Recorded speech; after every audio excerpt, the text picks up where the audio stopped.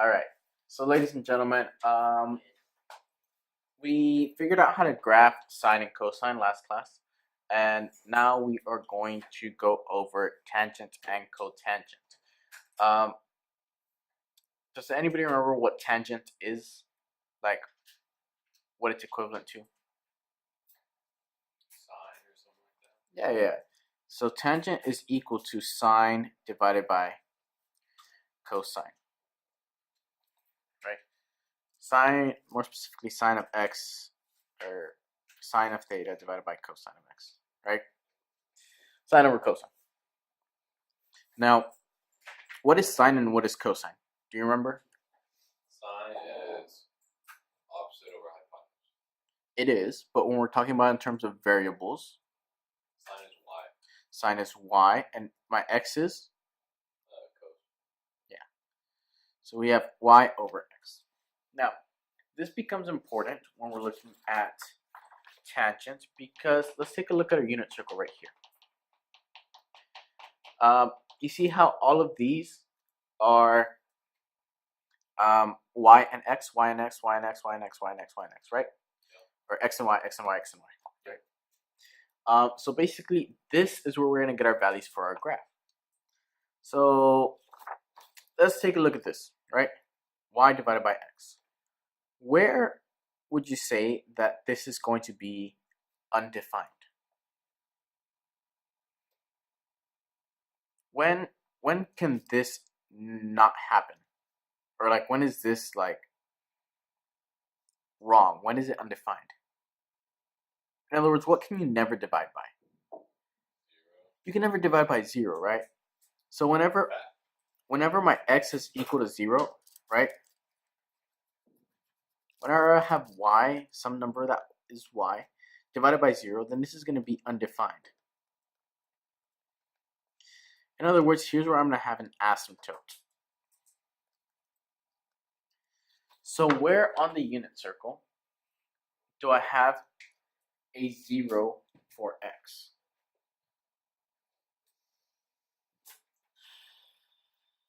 At 90 degrees or pi over 2. 90 degrees. Where else? 270 degrees. Or, what is it in radians? 3 pi over 2. That's exactly right. So, if let's take the one that Graham first said. Pi over 2, I have x is equal to 0.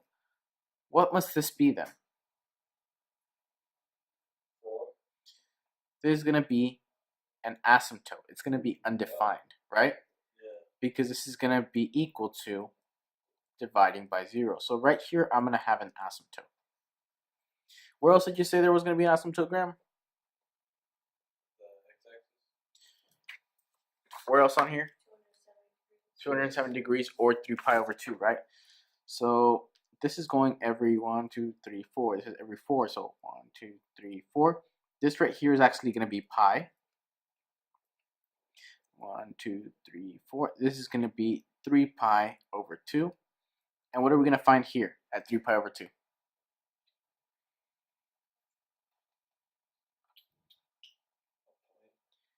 It's actually going to be another asymptote because it's going to be another place where x is equal to 0. So this is where we're going to have another asymptote. There is another point. Where would that point be? We'll get to that, right? Now, let's take a look at this. What happens when we have 0 over some number? 0 over x. What is this equal to? 0 over any number.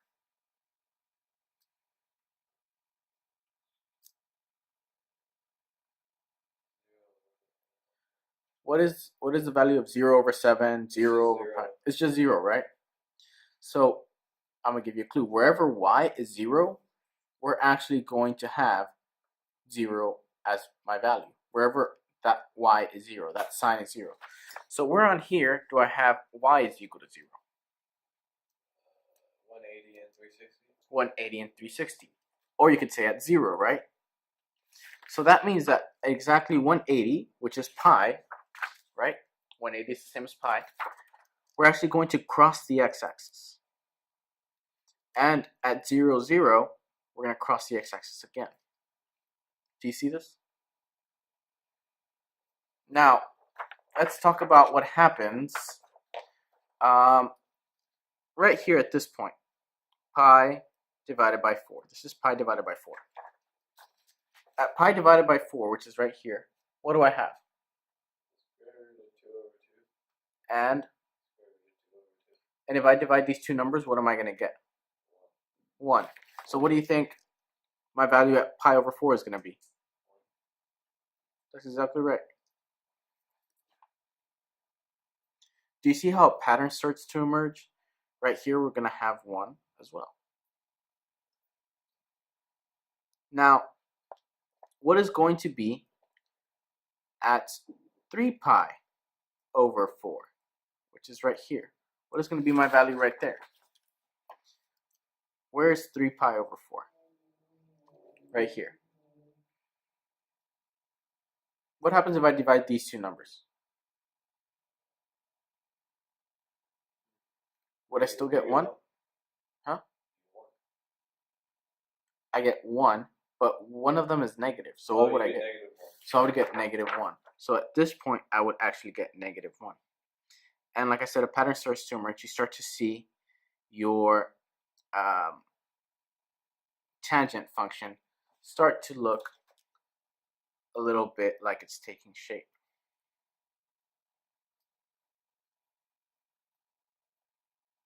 Right? Starts to look a little bit like this. And of course, the pattern is going to repeat. Over here, you're going to have negative pi over 2. And you're going to have another asymptote. And that's negative pi over 4. Again, you're going to have negative 1. So you're going to have something like this. Does this make sense? Do y'all see where we got all of those values? All of these values simply came from the unit circle, dividing my x by my y. So let's take a look at its domain, its range, and its period. What is going to be its range? Adrian, what's the highest this graph goes and what's the lowest that it goes?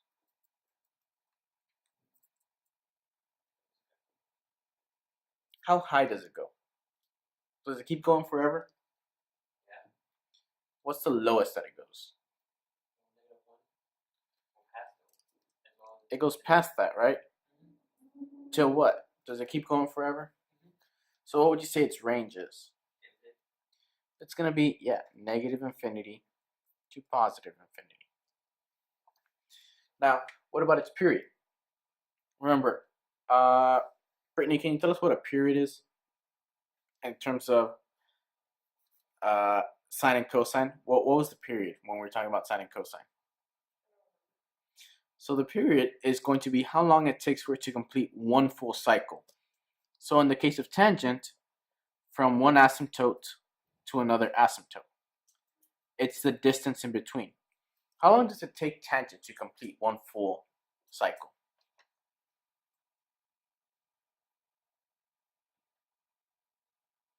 Any guess?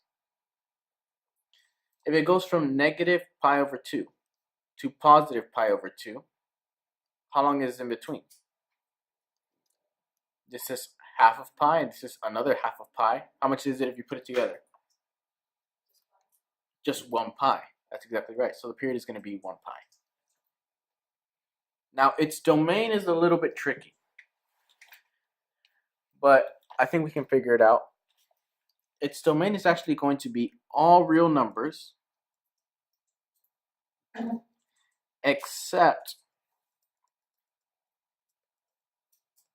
for its asymptotes. So except for all its asymptotes. Now, where can we find its asymptotes? Graham, where can we find one asymptote of this tangent function? 3 pi over 2. 3 pi over 2. Where can we find another one? Negative pi over 2. And another one? Pi over 4. That's actually pi over 2. It looks like pi over 2. It's pi over 2, right? And 3 pi over, is that a 4? That's 3 pi over 4, but there's no asymptote there, right? Oh, yeah. Just those three. So just those three. Basically, we're going to say except for when x is equal to pi over 2 plus n times pi. Basically, any multiple of pi over 2 that's odd, I guess you could say. In other words, 1 pi over 2, 3 pi over 2, 5 pi over 2, 7 pi over 2. Do you guys see how that pattern keeps going? So we're going to say pi over 2 plus n times pi, where n is an integer. Go ahead and write this down, please.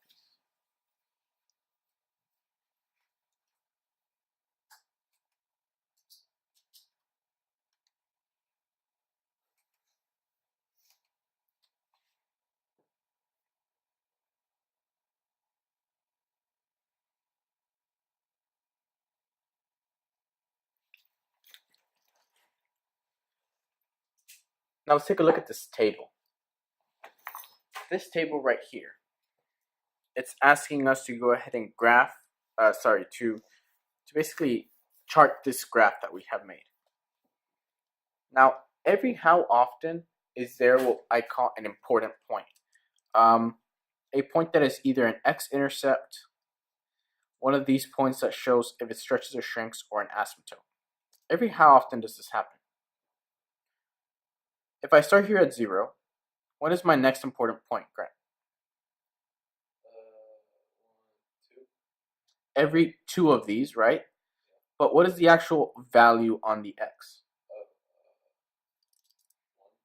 1. That should be pi over 4. Every pi over 4. So I'm going to go ahead and say every pi over 4. What's the next important point? Pi over 2. And after that, 3 pi over 4. Do you all see a pattern? It's every pi over 4. 0 plus pi over 4 is pi over 4. Plus another pi over 4 is actually 2 pi over 4, but it simplifies to pi over 2. And then you can add 3 pi over 4. And then 4 pi over 4 is just pi. And then 5 pi over 4. And then 6 pi over 4, which simplifies to 3 pi over 2 again. This is 4 pi over 4. So do y'all see how there's a pattern emerging? What is my y value at 0? 0. That's exactly right. What is my y value at pi over 4? Adrian? What is going to be the value for y at pi over 4? Yeah, it's 1. Brittany, at pi over 2, what do we have?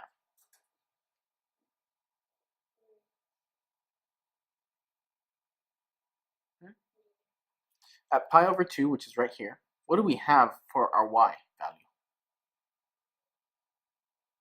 Do we have a y value? What is this called?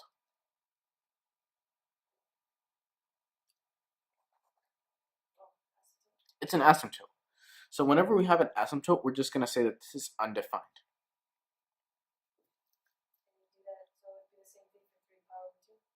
So for 3 pi over 2, we're also going to have an undefined because it's an asymptote. What about at 3 pi over 4, which is right here?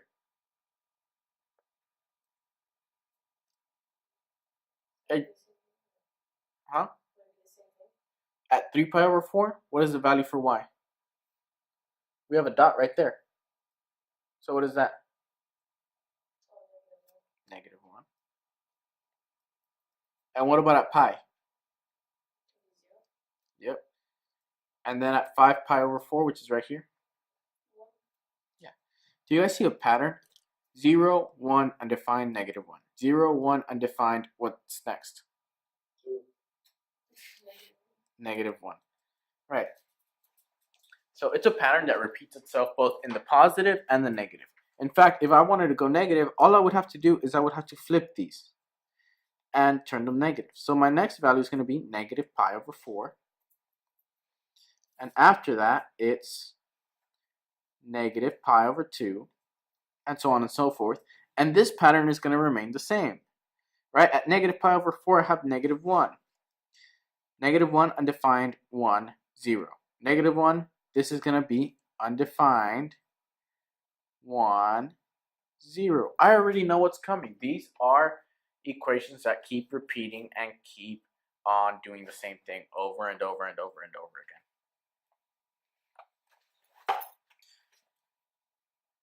Graham, I'm going to pick on you. Can you go ahead and read the definition, please? The paragraph under there. When determining the domain? Yes. When determining the domain, consider the fact that there are undefined values that occur at a regular interval. Figure out where the first undefined value is and how often these undefined values occur. Okay, stop right there. We did just that. We figured out that the first undefined value is at pi over 2, and they occur every time we add pi, right? Pi over 2 plus pi gives us 3 pi over 2. 3 pi over 2 plus pi gives us 5 pi over 2, and so on and so forth. Keep going, please. Notice that there are still important values, however, they occur every blank radians. Okay, so how often do we put them on the table? Every what?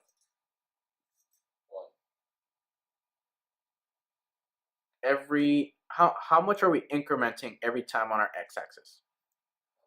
We're going up by what? Pi what?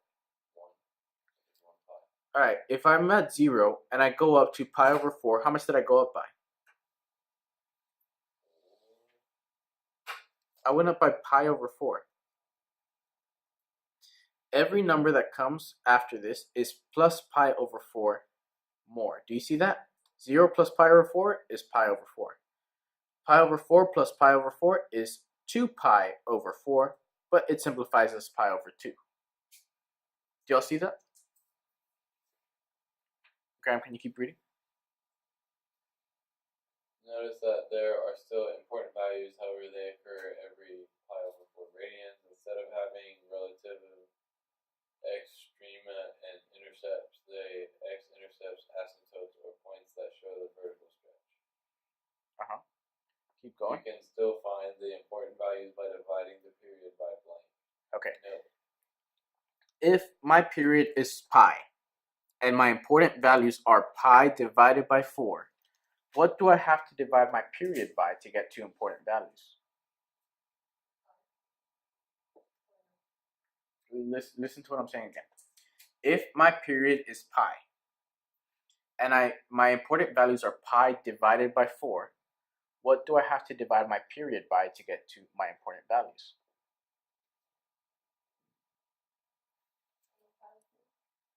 In other words, if my period is pi, and my important values are pi divided by 4, what do I have to divide my period by to get to pi divided by 4? Yeah, it's just 4. And of course, I want you guys to note that there is no amplitude, because this is not a sine or a cosine wave. This is not a sinusoidal wave. And this, you guys can go ahead and keep graphing by yourself if you follow the pattern. This is going to be negative 3 pi over 4. This is going to be negative pi. This is going to be negative 5 pi over 4. This is going to be negative 3 pi over 2. And if you follow the pattern, after 0 comes negative 1, and then comes undefined. So you can actually go ahead and finish graphing this just by following the pattern.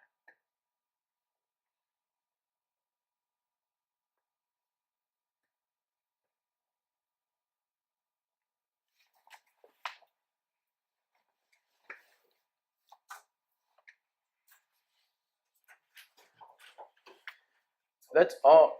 Huh? Sorry? Yes. Let's go ahead and try this one right here. This is scarce here. All right. So let's take a look at this one. Now, what is the first thing that you guys notice? -10. It's a wide graph. It's a what? A wide graph. Wide?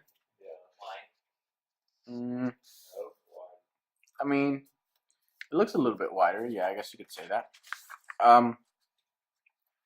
Very specifically, what do you notice that's different between this equation Negative. and the other one? It's negative, right? So do you see how these are going up, right? These are increasing. What do you think this one's going to be doing? Decreasing. Yeah, it's going to be decreasing. So is it a reflection? No. It's actually, yes, going to be a reflection. Across the x-axis, this graph is decreasing.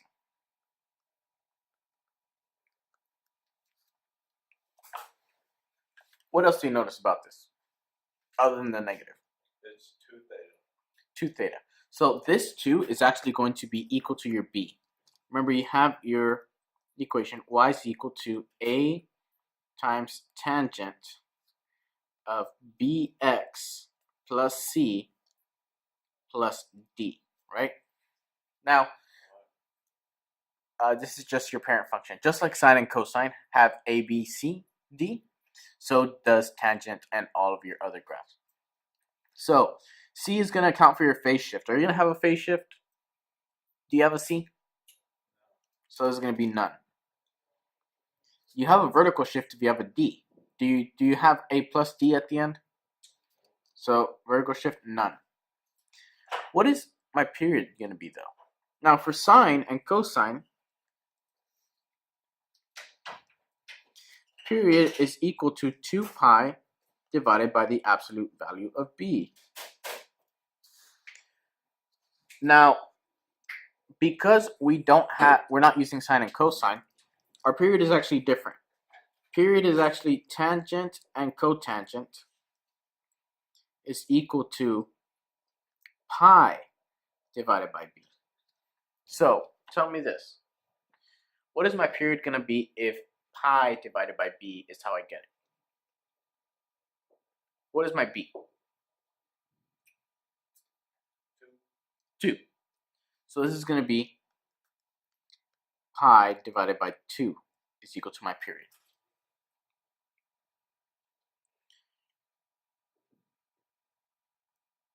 Now, since I don't have a phase shift and I don't have a vertical shift, I'm still going to begin at the origin. That's still my starting point, right? Just like it is down here and up here, my starting point is the origin.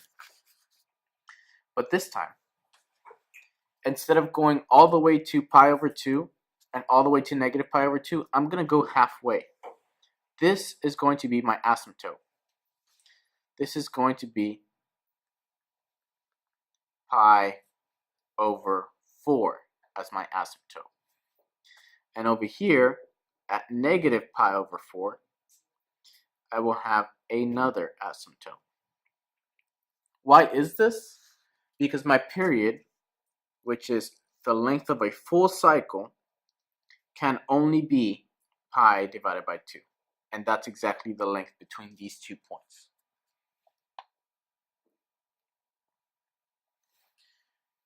Now, Graham, you mentioned it's negative, right?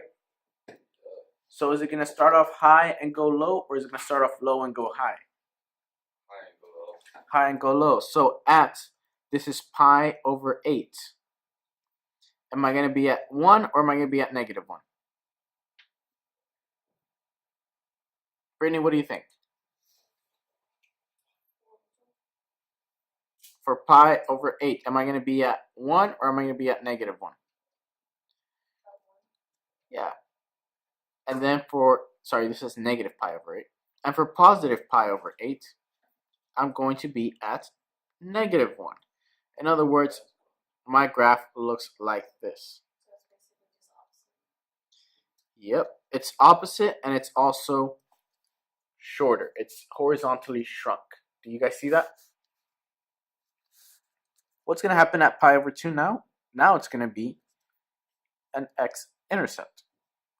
Over here we have that 1. We have that negative 1. And over here we're going to have another asymptote. And it's going to look again like this. And you could do it again and again and again because it goes on indefinitely.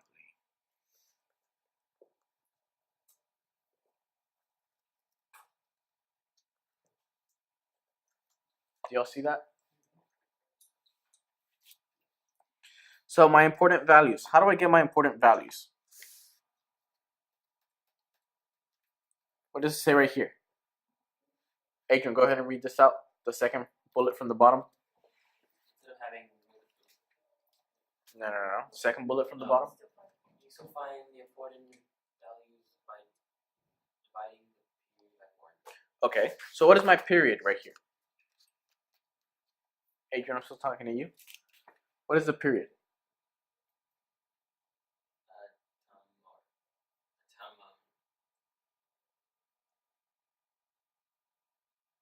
We have it right here. What is the period?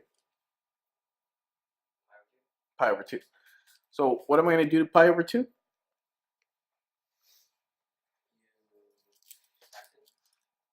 No, you just read it. It told you what to do. Oh. So divide By what? 4.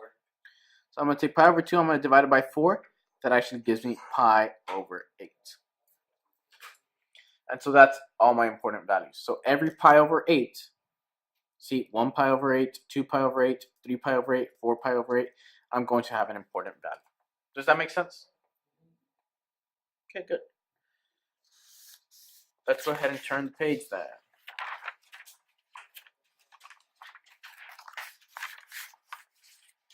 Now, I gave you all a cheat sheet, right?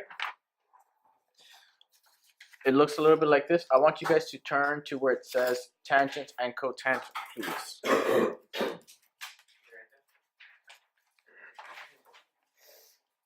gonna do an assignment on this. Yes. Now, what is the difference between both of these? Who can tell me? One's going up, increasing, and one's decreasing. Which one's the positive and which one's the negative one, Graham? One increasing is positive, one decreasing is negative. Yeah, but which one is which? Tangent, cotangent? Tangent is positive. And cotangent? Negative. Awesome. Now, what's another difference?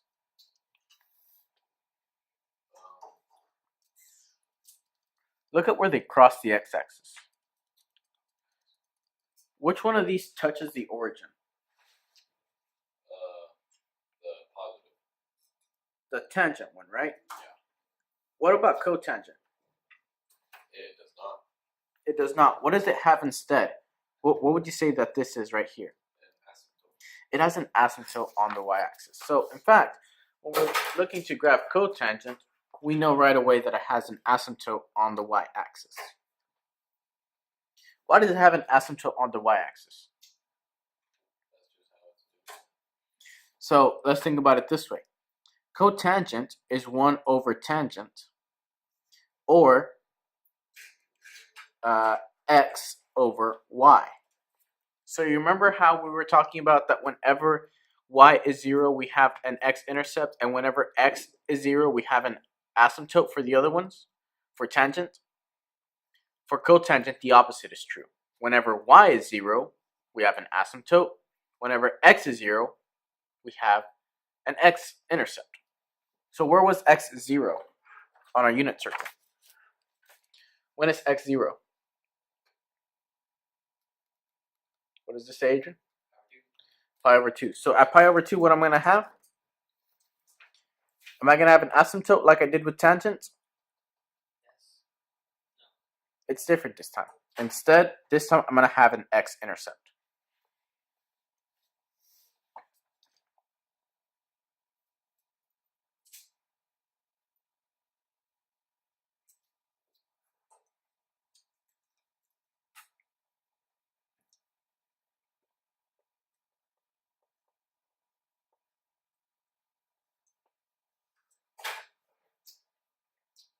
Now, at pi over 4, which is right here, right? I still have both of these the same, so this is still going to be equal to positive 1. And at 3 pi over 4, I'm still going to have these two the same except for the negative sign, so this is going to be equal to negative 1. So this is 3 pi over 4. That's equal to negative 1. And then here at pi, I'm going to have an asymptote. So this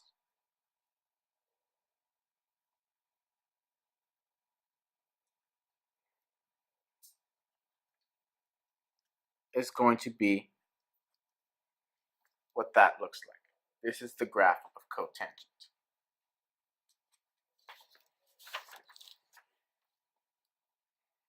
And of course, this can keep going on forever.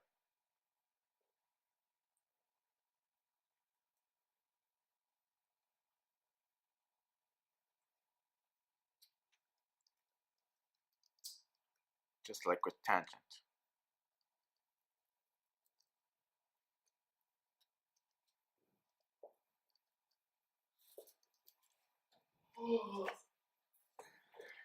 So what is the range going to be, Adrian? You gave me the range for tangent, right? How did you find that? I asked you what?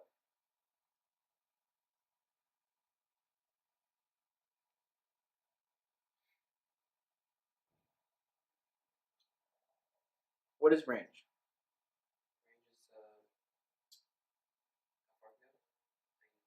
Yeah. How far it goes in what directions? Side to side or up and down? Up and down. So how far does it go up and how far does it go down? Oh, sorry, yeah, it's infinite. Yeah. So it's infinity, right? Negative infinity to positive infinity. Very good. All right, what is the period going to be? Brittany, I asked you about period before, right? Yeah. So what is period? The space in between. So the time that it takes to complete a full cycle. So how much is this? What's the space in between?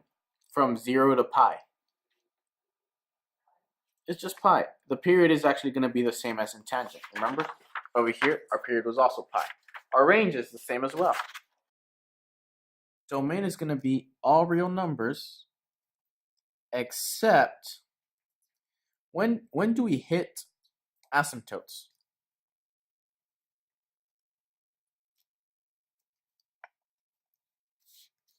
Graham, when do we hit an asymptote? So what are the values of the asymptotes right there? One what?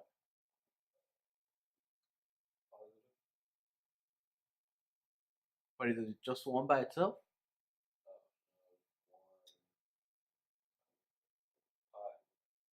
Right? And then when do we, so that's 1 pi. And when do we hit our next one?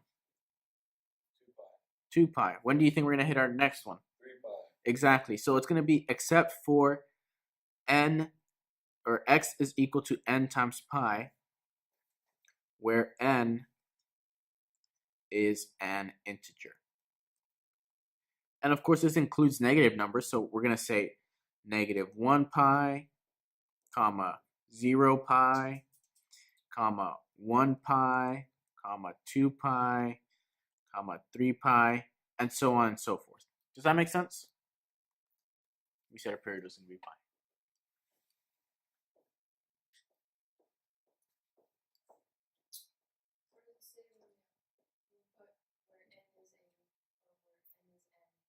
Integer.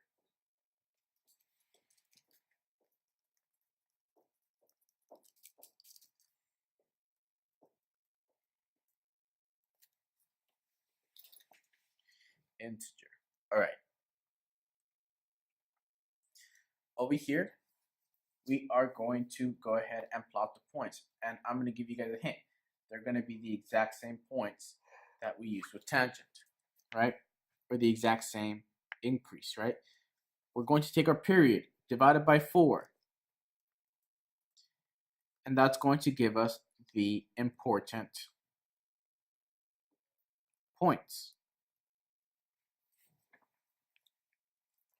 So the important points are going to be every pi divided by 4. So pi over 4, pi over 2, 3 pi over 4, pi, 5 pi over 4, 3 pi over 2. What happens at 0, Graham? What do I have? Right here at 0. So what's that going to be? What's going to be my y value?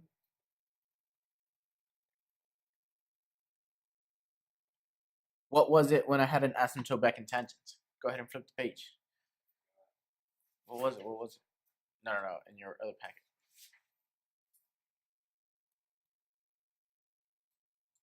Adrian, what is it? Help them out. Whenever I have an asymptote, what do I put for my y value? Do I have a y value? Yeah, it's undefined.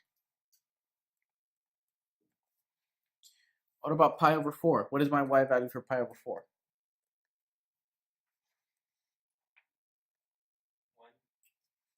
1. What about my y value for pi over 2?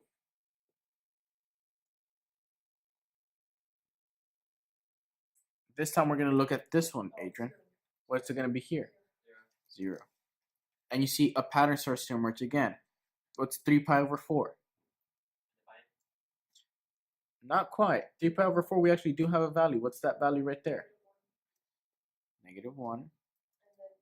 And then pi is going to be undefined. And see, now we have that pattern again. What's going to be next? 1, and then 0, and then -1, and so on and so forth. And you guys can, of course, do the negative ones as well. Now, last but not least, we are going to go ahead and take a look at this problem right here. So, this problem right here, we have 2 times the cotangent of x divided by 3. Now, if this is a little hard for you all to see, we can rewrite this as y is equal to 2 times the cotangent of 1/3 x.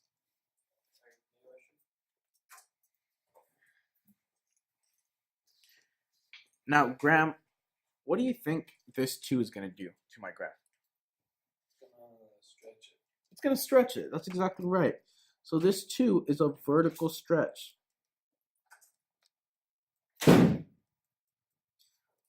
What do you think that 1/3 is going to do? That's my b. What is my b effect?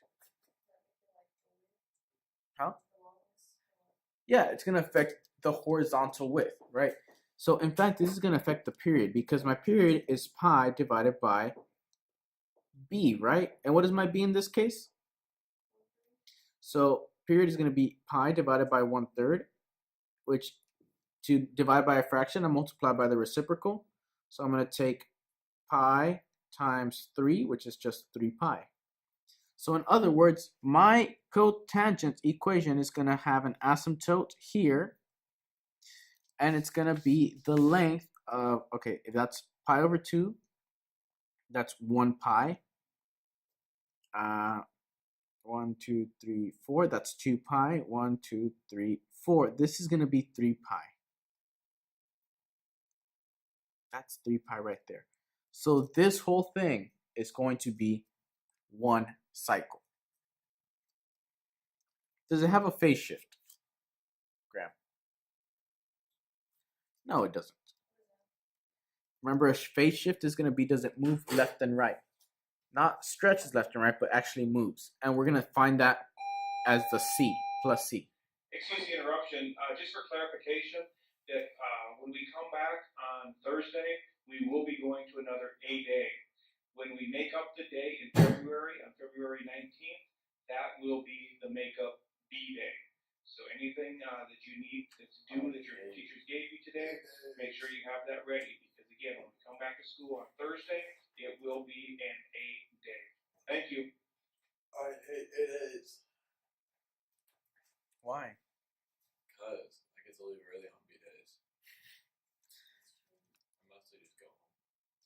phase shift. So we said none, right? Because we don't have a C. Remember, that would be A times the cotangent of BX plus C plus D. Since we don't have a C, we have no phase shift. Do we have a vertical shift? That's our D. Do we have a D? So that's going to be none. What are our important values? How do we get those?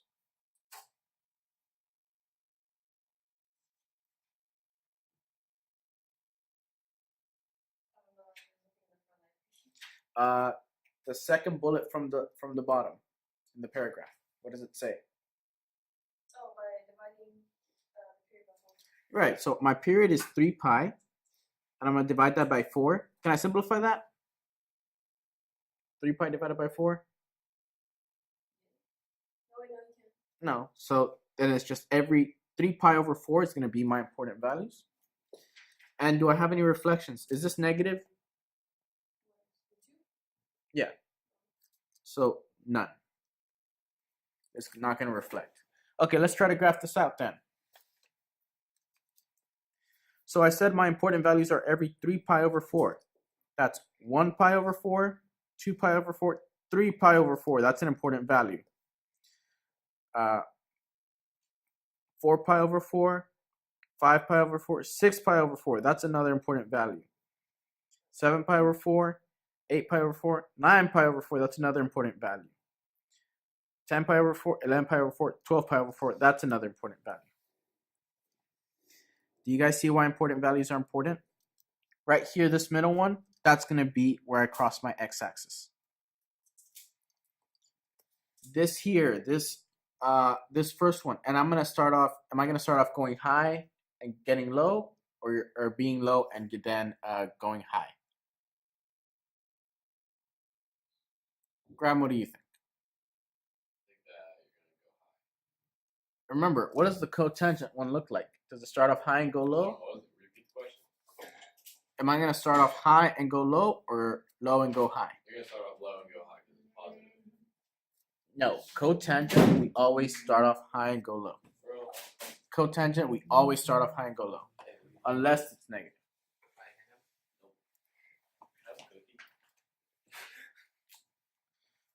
All right. So for cotangent, we're going to start off high and then go low. Now, let me ask you, because we are being stretched by a factor of 2, right? This is 2 in my vertical stretch. So am I going to go all the way up to just 1? Where am I going to go to, Brittany? I'm going to go all the way to 2 right there. Same thing when I'm over here and this other important value. Am I going to go all the way to -1?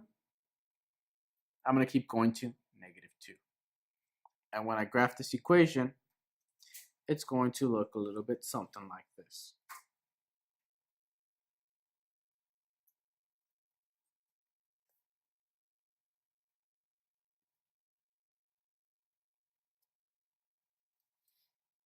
That looks really wonky. But I think that y'all get the idea.